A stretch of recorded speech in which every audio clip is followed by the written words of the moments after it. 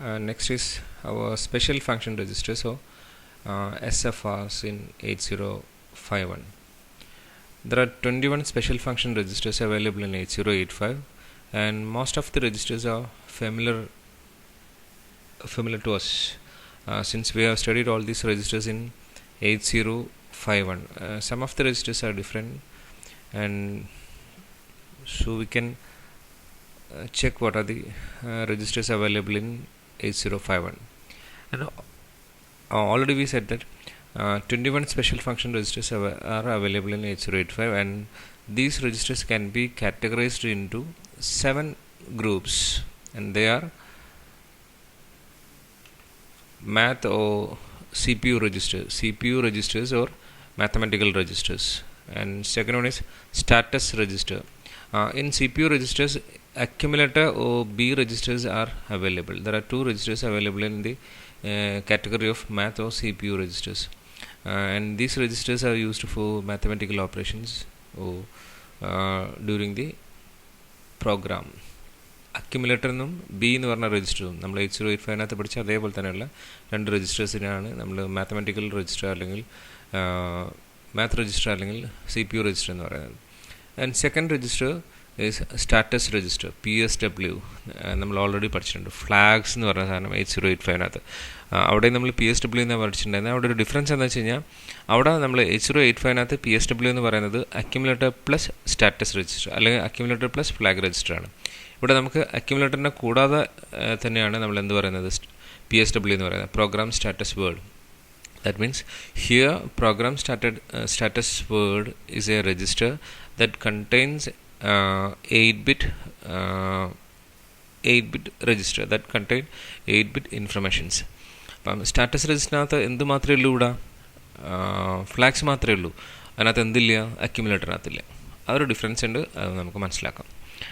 Next is A pointer registers, DPTR,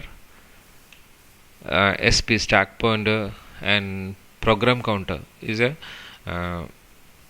pointer registers. program counter ഉണ്ട്, PC ഉണ്ട് നമുക്ക്.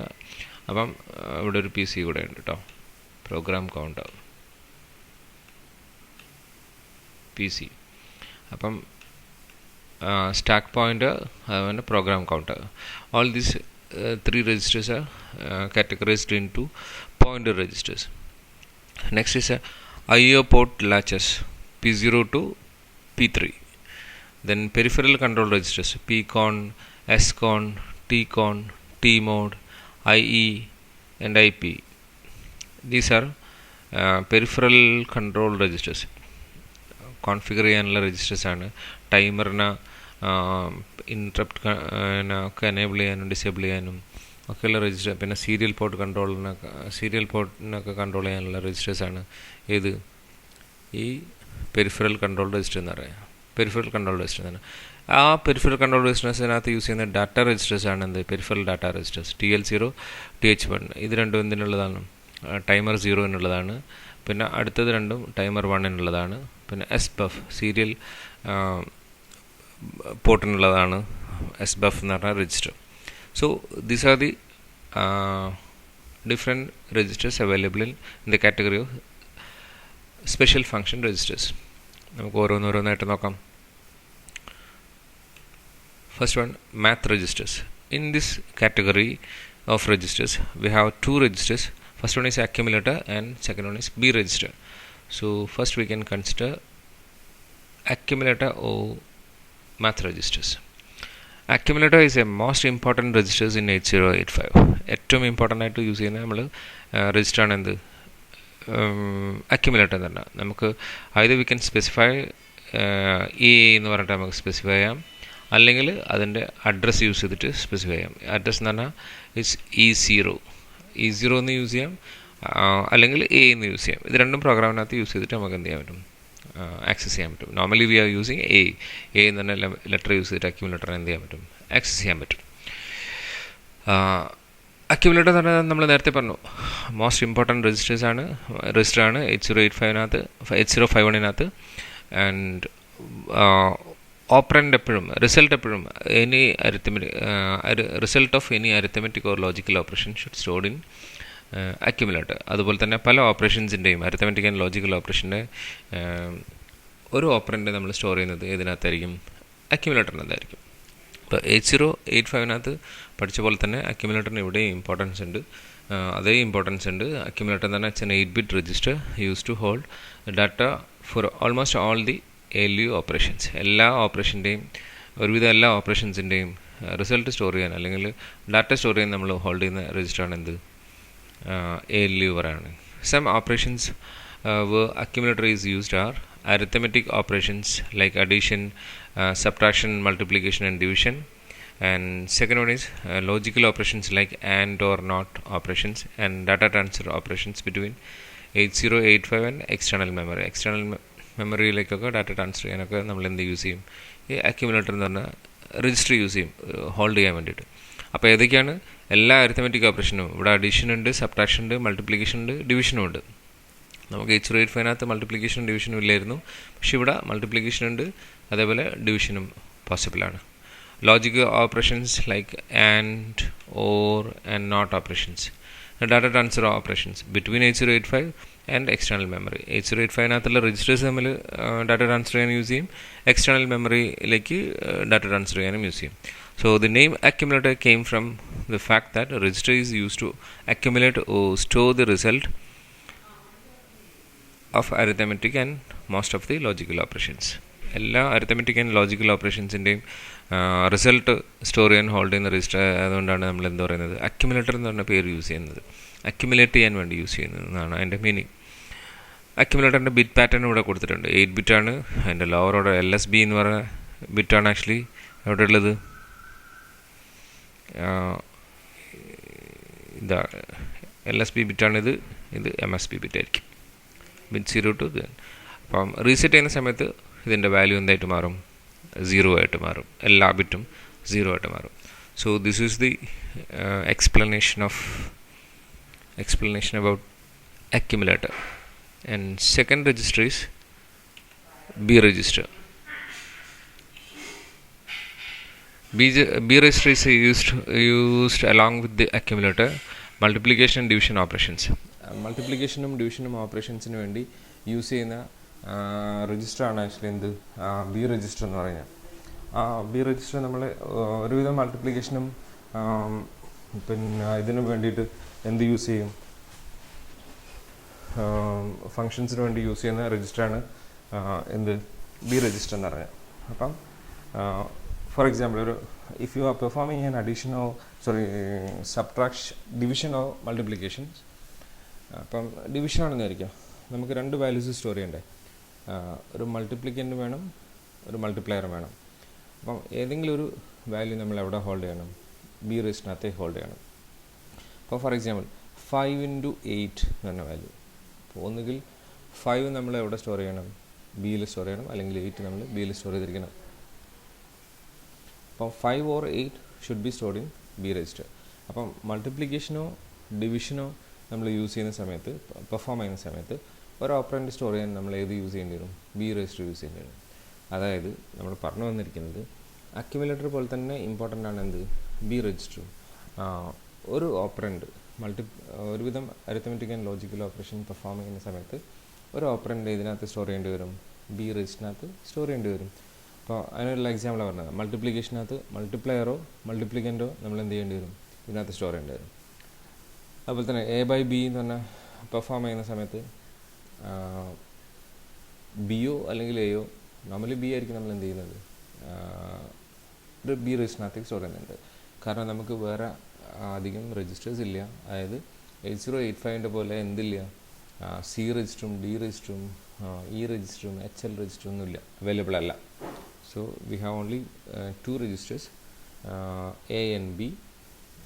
അത് മാത്രമല്ല R0 to R7 already registers ഉണ്ടെന്ന് നമ്മൾ പറഞ്ഞിട്ടുണ്ട്. അപ്പോൾ ഇവിടെ നമുക്ക് 8085 പോലെ A and B എന്ന് പറഞ്ഞ 2 രജിസ്റ്റേഴ്സ് മാത്രമേ ഉള്ളൂ. സോ അതുപോലെ തന്നെ suppose if you are performing a division operations. ഇപ്പോൾ ഡിവിഷൻ ഓപ്പറേഷൻസിനകത്താണെന്നുണ്ടെങ്കിൽ divisors should be stored in B register, and after performing the division remainder is accumulated into this register. Remainder ഇവിടെ accumulate ചെയ്യുന്നത് B രജിസ്റ്ററിനകത്താണ്. അപ്പോൾ A/B XY എന്ന് പറഞ്ഞൊരു division perform ചെയ്യണമെന്നുണ്ടെങ്കിൽ Y എവിടെ സ്റ്റോർ ചെയ്യും? ബി രജിസ്റ്ററിനകത്തേക്ക് സ്റ്റോർ ചെയ്യും. And after performing X by Y remainder of the operation is stored in B register. മനസ്സിലായില്ലേ? അതിൻ്റെ കോഷ്യൻ്റ് എന്ന് പറഞ്ഞ സാധനം അക്യുമുലേറ്ററിനകത്തേക്ക് സ്റ്റോർ ചെയ്യുകയാണെങ്കിൽ ബി രജിസ്റ്ററിനകത്തേക്ക് എന്ത് സ്റ്റോർ ചെയ്യും? റിമൈൻഡർ സ്റ്റോർ ചെയ്യും. മനസ്സിലായോ? ഇതാണ് ആക്ച്വലി ബി രജിസ്റ്ററിൻ്റെ ഫംഗ്ഷൻ എന്ന് പറയാം. അപ്പോൾ എ രജിസ്റ്റർ പോലെ തന്നെ ഇമ്പോർട്ടൻ്റ് ആയിട്ടുള്ള രജിസ്റ്ററാണ് എന്ത്? ബി. അതിൻ്റെ ബിറ്റ് പാറ്റേൺസ് നമുക്കറിയാം. ഇത് B7 ആണ്, MSB ബിറ്റാണ്. ഇത് B0 എന്ന് പറഞ്ഞാൽ LSB ബിറ്റാണ്. റീസെറ്റ് ചെയ്യുന്ന സമയത്ത് ഇതെല്ലാം എന്തായി മാറും? 0 ആയിട്ട് മാറും. So these are the two math or CPU registers. ഇതെവിടെയാണ്? CPU-നകത്തുള്ള രജിസ്റ്റേഴ്സാണ്. അതും കൂടെ നമ്മൾ മനസ്സിലാക്കണം. CPU രജിസ്റ്റർ എന്ന് പറയാനുള്ള റീസൺ ഇതാണ്. പ്രോസസ്സറിനകത്തുള്ള ഇതാണ് ആക്ച്വലി, കൺട്രോളറിൻ്റെ അകത്തുള്ള രജിസ്റ്റേഴ്സാണ് എന്ത്? ഈ രജിസ്റ്റേഴ്സ് എന്ന് പറയാം. Next one, programme status word. I have already said that this register is very similar to flag register in 8051. PSW stands for program status word. It's also called flag register and is one of the important special function registers available in 8085. PSW or program status register consists of flag bits which help the programmer in checking condition of the result and also make decisions. ഇതിനകത്ത് 8 bits ഉണ്ടാകും. ഈ 8 bits പ്രോഗ്രാമറിനെ എന്ത് help ചെയ്യും? ഒരു റിസൾട്ടിൻ്റെ status എന്താണെന്ന് നമുക്ക് check ചെയ്ത് വെക്കാൻ നമ്മളെ ഹെൽപ്പ് ചെയ്യും. അതേപോലെ തന്നെ ഒരു ഡിസിഷൻ ടേക്സ് പ്ലേസ് ചെയ്യാൻ, ഒരു ഡിസിഷൻ എടുക്കാൻ നമുക്ക് എന്ത് ചെയ്യും? ഈ ഒരു പ്രോഗ്രാം സ്റ്റാറ്റസ് വേർഡിൻ്റെ ബിറ്റ്സ് നമ്മളെ ഹെൽപ്പ് ചെയ്യും. മനസ്സിലായോ? ഇപ്പോൾ ഒരു 2 അരിത്തമെറ്റിക് ഓപ്പറേഷൻ പെർഫോം ചെയ്ത് കഴിഞ്ഞ് കഴിഞ്ഞാൽ അതിൻ്റെ റിസൾട്ട് 0 ആണോന്ന് ചെക്ക് ചെയ്ത് വെക്കാൻ പറ്റും. റിസൾട്ട് പിന്നെ അക്യുമുലേറ്ററിനകത്തുള്ളതാണോ വലുത് അതോ ബി രജിസ്റ്ററിനകത്തുള്ളതാണോ വലുത് എന്ന് നമുക്ക് ചെക്ക് ചെയ്ത് വെക്കാൻ പറ്റും. റിസൾട്ട് 0 ആണെന്ന് ചെക്ക് ചെയ്ത് വെക്കാൻ പറ്റും. അങ്ങനെയുള്ള ഓപ്പറേഷൻസൊക്കെ നമുക്ക് എന്ത് ചെയ്ത് വെക്കാൻ പറ്റും? ചെക്ക് ചെയ്ത് വെക്കാൻ പറ്റുന്ന ഒരു സ്പെഷ്യൽ ഫങ്ഷൻ രജിസ്റ്ററാണ് എന്ത്? ഈ സ്റ്റാറ്റസ് രജിസ്റ്റർ എന്ന് പറയാം. ഇവിടെയും നമുക്ക് എന്തുണ്ട്? കണ്ടീഷണൽ ഫ്ലാഗ്സ് എന്നും കൺട്രോൾ ഫ്ലാഗ്സ് എന്ന് പറഞ്ഞിട്ട് നമുക്ക് വേണമെങ്കിൽ കാറ്റഗറൈസ് ചെയ്യാൻ പറ്റും. കണ്ടീഷണൽ ഫ്ലാഗ്സ് എന്ന് പറഞ്ഞാൽ that reflects the condition of a previous arithmetic or logical operations.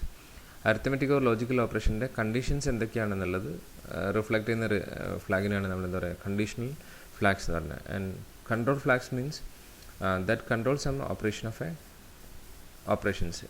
CPU-ൻ്റെ ഓപ്പറേഷനെ കൺട്രോൾ ചെയ്യുന്ന ഫ്ലാഗിനാണ് നമ്മൾ എന്താ പറയുന്നത്? കൺട്രോൾ ഫ്ലാഗ്സ് എന്ന് പറയാം. ഇവിടെ നോക്കി നോക്കുക നിങ്ങൾ, ഇത് വളരെ സിമിലർ ആയിട്ടുള്ള 8085-ൻ്റെ ഫ്ലാഗ്സ് പോലെ തന്നെയാണ്. Carry flag, auxiliary carry flag രണ്ടും നമുക്കറിയാം. F0 ഇത് യൂസർ ഡിഫൈൻ ഫ്ലാഗ് എന്ന് പറയാം. F0 ഇത് നമ്മൾ പഠിച്ചിട്ടില്ല.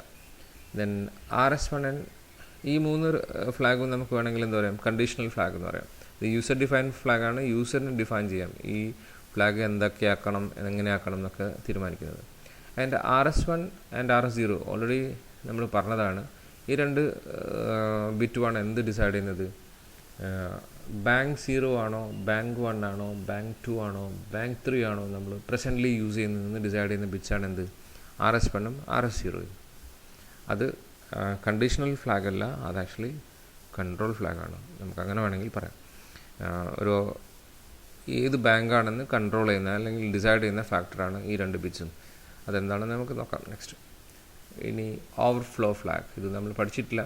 8086-നകത്തൊക്കെയുള്ള ഫ്ലാഗാണ്. ഓവർഫ്ലോ ഫ്ലാഗ് എന്ന് പറഞ്ഞാൽ normally used for sign bit numbers, sign magnitude നമ്പേഴ്സിനാണ്. അല്ലെങ്കിൽ നെഗറ്റീവ് നമ്പറും പോസിറ്റീവ് നമ്പേഴ്സിനകത്തൊക്കെ ഓവർഫ്ലോ വരുന്ന സമയത്താണ് നമ്മളിത് യൂസ് ചെയ്യുന്നത്. ദെൻ പാരിറ്റി ഫ്ലാഗ്, ഇതും എന്താണ്? കണ്ടീഷണൽ ഫ്ലാഗാണ്. So these are the different flags available in 8085. അതിൻ്റെ ഡീറ്റെയിൽസ് നമുക്ക് നോക്കാം എന്തൊക്കെയാണെന്നുള്ളത്. So the following table describes the function of each flag. Carry flag or auxiliary carry flag. എന്താണ് carry flag? എന്താണ് auxiliary carry flag നോക്കാം നമുക്ക്. Carry flag, this carry flag is set whenever there is a carry out from the D7th bit. ഇപ്പോൾ ഒരു arithmetic or logical operation perform ചെയ്യുന്ന സമയത്ത് ഈ if a carry generated, then carry flag will be 1, otherwise it set to 0. ഒരു arithmetic or logical operation perform ചെയ്യുന്ന സമയത്ത് ഒരു carry generate ചെയ്യുകയാണെന്നുണ്ടെങ്കിൽ D7 bit will be 1, otherwise it should be 0. അഡീഷനോ അല്ലെങ്കിൽ സബ്ട്രാക്ഷനോ ഒക്കെ എന്ത് ചെയ്യാം, എഫക്റ്റ് ചെയ്യാം. മനസ്സിലായില്ല? അപ്പോൾ ഈ ക്യാരി ഫ്ലാഗ് നമ്മൾ 8085 ക്യാരി ഫ്ലാഗായിട്ട് വളരെ സിമിലറാണ്. ഓക്സിലറി ക്യാരി ഫ്ലാഗ് ഇതും എന്താണ്, വളരെ സിമിലർ ആയിട്ടുള്ള ഫ്ലാഗാണ് 8085. ഓക്സിലറി ക്യാരി ഫ്ലാഗ് എന്ന് പറയുന്നത്, if there is a carry from D3rd bit to D4th bit during addition or subtraction operation, the auxiliary carry flag will be 1, otherwise it is cleared. It is used for the instruction perform binary coded decimal arithmetic. BCD arithmetic operation വേണ്ടി use ചെയ്യുന്ന ഒരു flag ആണെന്ത്, auxiliary carry flag എന്ന് പറയുന്നത്. Okay, next one, parity flag, very similar to parity flag in 8085. The parity represents the number of ones in accumulator register only. അക്യുമുലേറ്ററിനകത്തുള്ള number of ones എന്താണെന്ന് അറിയാൻ വേണ്ടിയിട്ടുള്ള ഫ്ലാഗാണെന്ത്, parity flag. If accumulator contains odd number of ones, then P is equal to parity flag will be 1, otherwise parity will be 0. മനസ്സിലായില്ലേ? Result അല്ലെങ്കിൽ arithmetic അക്യുമുലേറ്ററിൻ്റെ result എന്ന് പറഞ്ഞാൽ normally store ചെയ്യുന്ന അക്യുമുലേറ്ററിനകത്തായിരിക്കും. അപ്പോൾ ആ അക്യുമുലേറ്ററിൻ്റെ നമ്പർ ഓഫ് ബിറ്റ്സ് 0 ആണെങ്കിൽ parity flag will be 0, otherwise parity flag will be 1. അപ്പോൾ parity flag 0 ആണെങ്കിൽ നമുക്ക് എന്ത് മനസ്സിലാക്കാൻ പറ്റും, ഈവൻ നമ്പർ ഓഫ് വൺസ് ആണ് അക്യുമുലേറ്ററിനകത്തുള്ളതെന്ന് മനസ്സിലാക്കാൻ പറ്റും. പാരിറ്റി ഫ്ലാഗ് 1 ആണെങ്കിൽ നമുക്ക് എന്ത് മനസ്സിലാക്കാൻ പറ്റും, ഓഡ് നമ്പർ ഓഫ് വൺസ് ആണ് നമുക്ക് മനസ്സിലാക്കാൻ പറ്റും. Next is overflow flag. Overflow flag. Overflow flag or OV flag is set whenever the result of a signed number operation is too large, causing the higher order bit to overflow into the sign bit. മനസ്സിലായില്ലല്ലോ? അതായത് നമ്മൾ sign bit നമ്പേഴ്സിനകത്ത് 8 ബിറ്റിനകത്ത് ഒരു ബിറ്റേ നമ്മൾ എന്ത് use ചെയ്യുന്നുള്ളൂ, സൈനിന് വേണ്ടി use ചെയ്യുന്നുള്ളൂ. മനസ്സിലായിട്ടുണ്ടാവില്ല എന്ന് വിചാരിക്കുന്നു.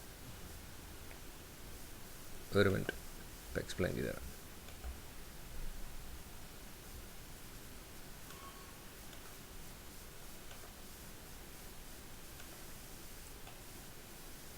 Sign bit ഉണ്ടെന്നായിരിക്കും.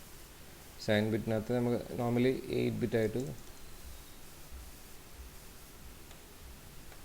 ഇതിനകത്ത് ഈ ബിറ്റ് നമ്മൾ എന്തായിട്ട് യൂസ് ചെയ്യും, സൈൻ ബിറ്റായിട്ട് യൂസ് ചെയ്യും. അതായത് D7th ബിറ്റായിട്ടുള്ള ഈ ബിറ്റ് ഇത് നമ്മൾ എന്തായിട്ട് യൂസ് ചെയ്യും, സൈൻ ബിറ്റായിട്ട് യൂസ് ചെയ്യും. SIGN ആണ്, അത് എഴുതാനൊക്കെ ഭയങ്കര ബുദ്ധിമുട്ടാണ്. സൈൻ ബിറ്റായി യൂസ് ചെയ്യും. And remaining 7 bits are used as magnitude. ഇത് നമ്മൾ മാഗ്നിറ്റ്യൂഡായിട്ട് യൂസ് ചെയ്യും. സോ സൈൻ ബിറ്റ് റെപ്രസെൻറ്റേഷൻ ആണ് നമ്മൾ യൂസ് ചെയ്യുന്നുണ്ടെങ്കിൽ, ഈ D6th ബിറ്റിനകത്ത് നിന്ന് ഒരു ക്യാരി ജനറേറ്റ് ചെയ്യുകയാണെന്നുണ്ടെങ്കിൽ നമ്മൾ അതെന്തായിട്ട് യൂസ് ചെയ്യും, ഓവർഫ്ലോ ഫ്ലാഗായിട്ട് യൂസ് ചെയ്യും. മനസ്സിലാണ്ട് പറഞ്ഞത്? അതായത് സൈൻ ബിറ്റ് റെപ്രസെൻറ്റേഷനകത്ത് എൻറ്റയർ 8 ബിറ്റ്സും എന്തായിട്ടല്ല യൂസ് ചെയ്യുന്നത്, സൈൻ മാഗ്നിറ്റ്യൂഡിന് വേണ്ടിയിട്ടല്ല യൂസ് ചെയ്യുന്നത്. എൻറ്റയർ 8 ബിറ്റ്സും നമ്മൾ ഇതിനകത്ത് ലാസ്റ്റ് ബിറ്റ്, അതായത് D7th MSB ബിറ്റ് നമ്മൾ സൈൻ ബിറ്റിനാണ് യൂസ് ചെയ്യുന്നത്. ബാക്കിയുള്ള റിമൈനിങ് 7 ബിറ്റ്സേ നമ്മൾ മാഗ്നിറ്റ്യൂഡിന് വേണ്ടി യൂസ് ചെയ്യുന്നുള്ളൂ. അപ്പം മാഗ്നിറ്റ്യൂഡിനകത്ത് ഉള്ള ഈ 7 ബിറ്റ്സ് ഒരു ക്യാരി ജനറേറ്റ് ചെയ്യുകയാണെങ്കിൽ അത് ഒരു ഓവർഫ്ലോ ആയിട്ട് കൺസിഡർ ചെയ്യും. അതിനാണ് നമ്മൾ ഓവർഫ്ലോ എന്ന് പറയുന്നത്. അങ്ങനെയുള്ള കേസിൽ ഓവർഫ്ലോ ഫ്ലാഗ് എന്തായിരിക്കും, 1 ആയിട്ട് മാറും. അപ്പോൾ മനസ്സിലായെന്ന് വിചാരിക്കുന്നു. D6th ബിറ്റിനകത്ത് നിന്ന് ഒരു ക്യാരി ജനറേറ്റ് ചെയ്യുകയാണെങ്കിൽ അത് ഓവർഫ്ലോ ആയിട്ട് കൺസിഡർ ചെയ്യും when number is considered as a sign bit number. Sign bit നമ്പറിനകത്ത് അങ്ങനെ നമ്മൾ കൺസിഡർ ചെയ്യും. Okay, so overflow flag is set whenever a result of a signed number operation is too large, causing the higher order bit to overflow into the signed bit. It is used only to detect the errors in signed arithmetic operation. Signed arithmetic operation വേണ്ടിയാണ് നമ്മളത് എന്ത് use ചെയ്യുന്നത്. Next one ഒരു നമുക്ക് familiar അല്ലാത്തൊരു flag ഉണ്ട്, അതാണ് F0. Flag 0 is available for general purpose. യൂസറിന് അവൈലബിൾ ആയിട്ടുള്ള ഫ്ലാഗാണ്. ജനറൽ പർപ്പസ് പ്രോഗ്രാമിങ്ങിന് വേണ്ടി നമ്മൾ യൂസ് ചെയ്യുന്ന ഫ്ലാഗാണ്. അത് ഡീറ്റെയിൽ ആയിട്ട് നമ്മൾ പിന്നെ പഠിക്കും. ആ സിറ്റുവേഷൻ വരുമ്പോൾ നമ്മളത് പഠിക്കും. So these are the different flags available in the status flags available in the register. ഇനി കൺട്രോൾ ഫ്ലാഗ് ആയിട്ടുള്ള R1 and R0 എന്ന് പറഞ്ഞ രണ്ട് ഫ്ലാഗ് ഉണ്ട്. Register bank select bit 1 and register bank selection bit 0 എന്ന് പറഞ്ഞിട്ട് രണ്ട് ബിറ്റ് ഉണ്ട്.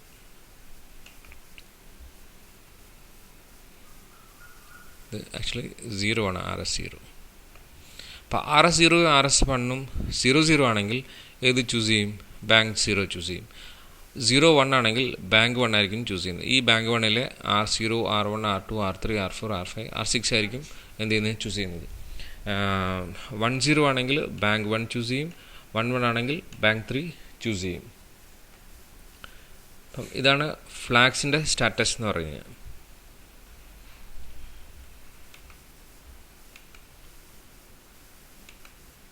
Next one is pointer register. നമ്മളിത് ഫെമിലർ അല്ലാത്തൊരു രജിസ്റ്ററാണ് എന്ത്?